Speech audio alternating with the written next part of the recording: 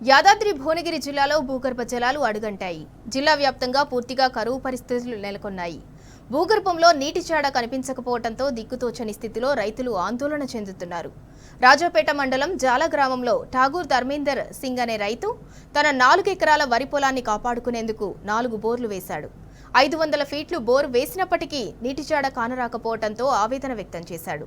రేవంత్ పాలనలో తమకు కష్టాలు తప్పటం లేదంటూ కంటతడి పెట్టుకున్నాడు. ప్రభుత్వం ఇప్పటికైనా స్పందించి సాగునీరు విడుదల చేయాలని డిమాండ్ చేశాడు.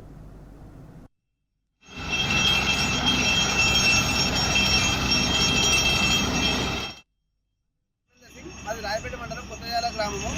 మా పొలంలో ఇప్పటికీ 3 బోర్లు వేసా. ఇది 4వ బోరు. 450 ఫీట్లు దాటింది. అయినా ఒక చుక్క కూడా నీళ్ళు బయటకు రాలేదు. ఇక దేవుని మీద భారం పెట్టే బోర్ వేస్తున్నా. ఇదే చివరి ప్రయత్నం మా భూమిలో బోర్ వేయడము. దాని తర్వాత ఎలాంటి బోర్ వేయకుండా వ్యవసాయం చేయకుండా ఎండిపోతున్నాం. ఉన్న 4 ఎకరాల ప్రాంతం ఎండిపోయింది. 2 ఎకరాలు మొక్కజొన్న కూడా ఎండిపోయింది. ఇక్కడ మహాగణి తోడ పెట్టినా అదొక 2 ఎకరాలు, అది కూడా ఎండిపోయి ఉంది. కాబట్టి చివరి ప్రయత్నం దేవుడితో వేడుకుంటున్నా నీళ్ళు పడాలని.